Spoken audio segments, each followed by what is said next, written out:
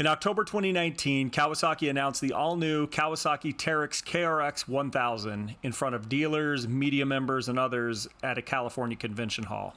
Before the echoes of the announcement had even stopped ringing through the halls, questions of when the 4-seat version would be available were already being asked. In fact, just a few days after the announcement, we asked Kawasaki ourselves when we ran into them at a side-by-side adventure rally in southern Utah.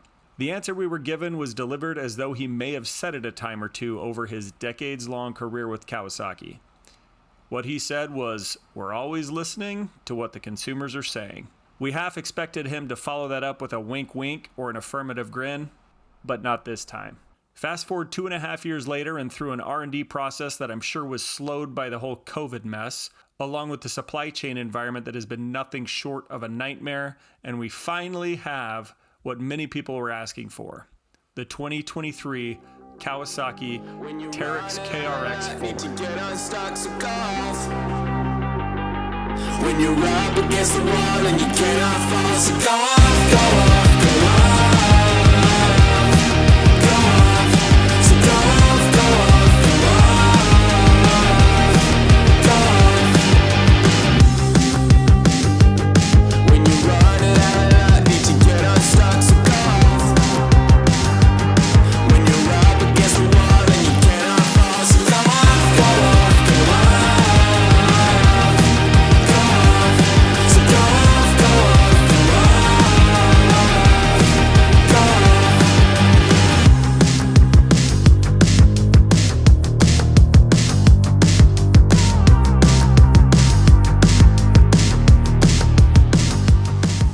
So shortly after the announcement, we had the opportunity to join Kawasaki at a demo event for media members and industry experts there in Sand Hollow. Over the 2-day event, we were briefed on the machine and had the opportunity to ask questions about just about anything we wanted. From the ubiquitous "where's the boosted model?" and I'll give you a spoiler alert here, there isn't one, to the more detailed questions around design thinking and overall performance. This was followed by an all-day demo event where we had the opportunity to ride and get some time behind the wheel and really push the KRX through the trails at Sand Hollow, Utah. So how was it? Did the KRX 4 impress, or were we left wanting more? Also, how does it stack up against the competition? Well, today we're going to try to answer those questions and more, and give you our thoughts on the new rig after our experience at Sand Hollow. So before we jump in, if you have any thoughts, comments, or questions about the KRX 4 or our experience at the event, leave them in the comments down below. If they're not answered in the video, we'll do our best to answer them there in the next few hours, next few days, and as they come in. Also, there's a couple different ways you can support us. You can use our Rocky Mountain link down below to purchase any of the regular things that you may need for your machine, parts, accessories, everything else there. You can also check out our website down below. We do sell a number of accessories there. That definitely helps us as we work to grow our channel. Before giving you our early review or our early thoughts on the machine as a whole, we're going to break it down into 5 different categories and give you our thoughts on each one of those 5 categories. First, we'll talk about comfort. Much like the 2-seat KRX model, the KRX 4 is a very comfortable machine. In fact, in the front cockpit, there really is nothing different from the 2-seat and the 4-seat. So if you like the 2-seat model, or if you feel like it's comfortable, it absolutely is the same in the 4-seat model. The cockpit is one of the most comfortable around. With rear passenger comfort, this is really where the KRX 4 shines. It really is one of, if not the most comfortable machines for the rear passengers. When I sat in it, I was able to slide with the seat all the way back. I'm 6'4". My knees did not touch the seat, just like they don't in the Pro XP. The difference being with the KRX 4, you can slide the seats forward quite a bit. So if you have a shorter passenger, there's a ton of legroom. Seats are adjustable. Another thing about the rear seats is they're easily removable. So you can remove them in 2 separate pieces. There's a seat base where you can access the battery, and then there's a back seat or a seat back as well. So very comfortable seats, front and back, very comfortable machine overall. Next, the question that everybody is going to want to hear addressed or see addressed or everything else, and that is power. So were there any changes made to the power or drivetrain with the KRX 4? And I will say no, there were not. There was no changes made to the power, no changes made to the motor, no changes made to the gearing, No changes made to the transmission. It is the same engine and drivetrain as the two-seat model. With that said, keep in mind the weight difference between the two-seat and four-seat model. It's basically a passenger. We're talking about 200 pounds, 200 to 250 pounds, somewhere in that ballpark, additional weight for a four-seat. So is it heavier? Yes, it's heavier. Is it a ton heavier? No. It's basically like having an additional passenger. Was it noticeably less powerful when we were going through the dunes, or not necessarily the dunes, but the trails? Was it noticeably more powerful when we're cruising down the road? No. The two-seat and the four-seat both, they're heavy machines, and the KRX has never been a machine that's going to win a drag race. Certainly the four-seat machine is not going to win any drag races either. So for power on the KRX, could it be better? Would it be better with a boosted model or additional horsepower? I think the answer is always yes there. But is it necessary? No. This machine will go just about anywhere any machine will go with the power that it has, straight from the factory. Next, let's talk about the suspension. So first thing people ask, did they do something different with the shocks, the springs, everything else for all of that additional weight? I say that all that being a little sarcastic because we're talking about 250 pounds here. So is there anything new with the suspension, or is it the same suspension from the KRX two-seat model?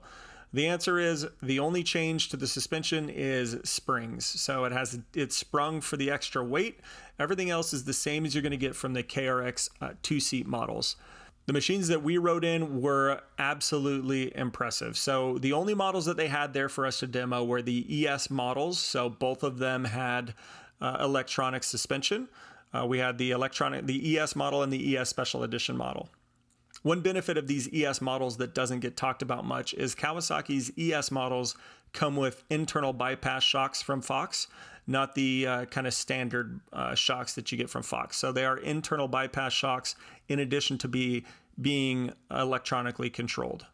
So the way that I would describe the suspension or describe the ride when it's being used is it is controlled, it is fast, it is flat, and it's confidence inspiring.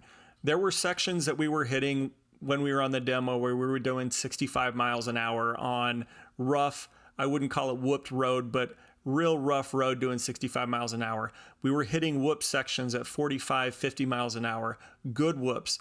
And the KRX4 suspension was eating it up like crazy. The difference between the two, and we were right behind the lead for a bit, the difference between the two-seat and the four-seat is the four-seat just stays flat and level through it. The KRX2 does a great job as well, but does not eat the bumps up nearly as well as the KRX4 seat does.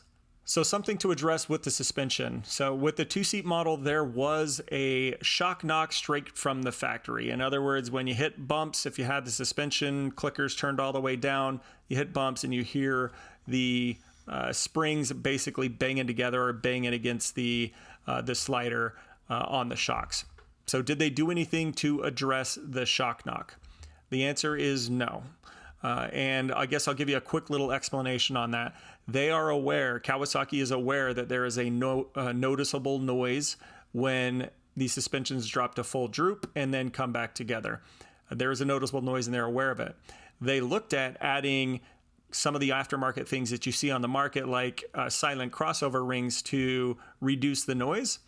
The issue with that is you have to remove the shocks, you have to remove the springs, spring compressors, and everything else. And it's labor intensive to get them on. And then they only last for 1,000 to 1,500 miles. So it's something that is going to have to be replaced. It's a wear item that'll have to be replaced too often for it to be worth it, for it to come from the factory that way. With that said, the shock knock in the KRX4 is pronounced. It is as good, or as heavy anyway, as the two-seat model.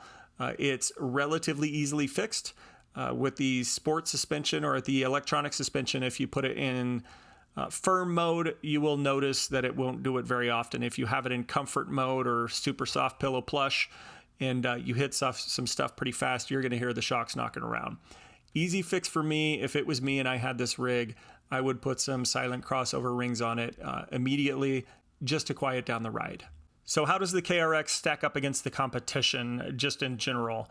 So an interesting thing that we came away with from this event was that Kawasaki does not consider the Pro XP or the X3 or the Turbo R or any of these other crazy big machines, they do not consider them a competitor.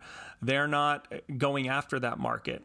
The market that they are pursuing is the 1000cc naturally aspirated 4-seat machines. Their key competitors that they come out and straight identify are the Honda Talon and the Polaris RZR XP 1000, not the Pro XP or anything else. So with that in mind, you kind of have to reframe your thinking. I know a lot of the public thinks the KRX and the Pro XP or the X3, these are competitive machines. They're just not. They're not meant to stack up against each other. With that said, the Kawasaki can compete with just about any model. It really is a well-done machine in general, and I think it's proved itself over the last couple of years with the 2-seat model. So with that said, how does it stack up against who they consider the competitor? So how does it stack up against a Honda Talon? How does it stack up against a RZR XP? So for me, comfort, the KRX is just plain the top of the class. It's more comfortable than a Talon with the 20-ish, whatever the number is, inches of suspension travel. The ride quality is better than the Talon. The ride quality is better than the Pro XP or the RZR XP anyway. The ride quality and suspension it's much better than both of those rigs. So for me, it's the top of the class for comfort. It's the top of the class for suspension and ride quality.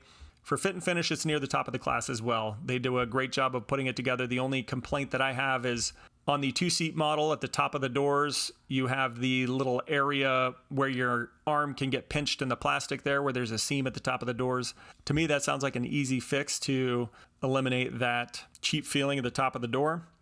Other than that, the KRX is great. So cab heat and dust, I know we've got a lot of questions on that. To be honest, it's hard to judge that for now. The reason why is we ran the entire time with no windshields. So we didn't have a windshield or anything else on the machine to change the airflow in it. I will say it was 103 or 104 that day. It might have even gotten up to 105. And I did not feel overly hot in the cab. We didn't have a windshield, but I did not feel overly hot in the cab. So that's some good airflow if you can keep from getting too hot when it's 105 degrees outside. So last, let's talk about value. So pricing on the KRX4 starts at $27,500 and it goes up to $30,000. So I know a lot of people, when they saw that price come out, their initial impression was, wow, geez, that's a doozy of a price. Well, when you break it down with what you get with the KRX compared to what you get with the competitive models, you actually get quite a bit. And for me, it looks like they provide enough value to be worth the additional cost, but you're going to have to be the judge of that. So let's compare it to the Talon and the RZR XP, since that is who they consider their competition. So the Talon X4, it starts at $22,200. If you add a winch or add the accessories that basically are the same that come on the stock or the base model KRX4, you're looking at $23,800. If you're looking at the live valve suspension, it gets up to $24,200 plain stock. And then if you add the winch, you're at $25,783, roughly $26,000 MSRP. So let's compare it to the RZRs now. So if the RZR XP 1000, if you set it up to be similarly equipped with a winch and a roof, you're looking at $27,719. With the RZR, if you add a winch, a roof, and a radio to kind of bring it up to that special edition model level, you're looking at $28,099. But you're not getting electronic suspension. You're not getting a 600-watt system. You're just getting a head unit, basically. So say you want a RZR, but you want to go live valve. You want to have live valve suspension like the KRX does. Well, the cheapest live valve version for RZR is the RZR Pro XP Ultimate. It's the lowest model that they offer with the live valve suspension, and you're looking at $37,000 for that. So obviously a big difference between the two different machines for live valve models there. Pricing for the KRX4, the SE starts at $27,500. It comes with a winch and a roof. You get podium shocks on that, podium 2.5 shocks on that. Same ones that you have on the 2-seater with, I think they're 24-position clickers. So the KRX4 ES, it comes in at $28,500. It loses the winch and the roof from the SE model, but it adds Kawasaki's electronic controlled suspension with Fox 2.5 internal bypass shocks and a color gauge cluster, or meter as they call it. So the KRX4 ES Special Edition comes in at $30K or 30 grand. It comes with a roof, winch, 600 watt stereo system with a sub, color matched painted plastic, and it comes with Kawasaki's electronic controlled suspension with those same Fox 2.5 internal bypass shocks and the color gauge cluster. So to wrap up the whole value conversation, whether or not the KRX is worth the price tag for you for the individual model all depends on what's important to you. For example, if having the most comfortable ride is your top priority, then it might be worth the money. But if ride quality is not as important to you and you place your value elsewhere, it might not be worth it. From my perspective, I see a lot of value in what Kawasaki has brought to the market with this new KRX4. So to wrap it up, overall, kind of our first impressions after our seat time. In short, Kawasaki has a winner here. While the price jumps off the page at first glance, when you take another look at the standard equipment and compare it to similarly equipped models of other brands, Kawi really does provide a ton of value at that extra expense. Will you be the fastest in the quarter-mile drag race? Nope, probably not. But ask yourself when the last time you drag raced someone was. Is speed more important to you than comfort and pace? If so, you may want to look elsewhere. But if you're looking for a comfortable ride, a billy goat of a rock crawler, and a suspension system that will take anything you can throw at it, Kawasaki has you covered.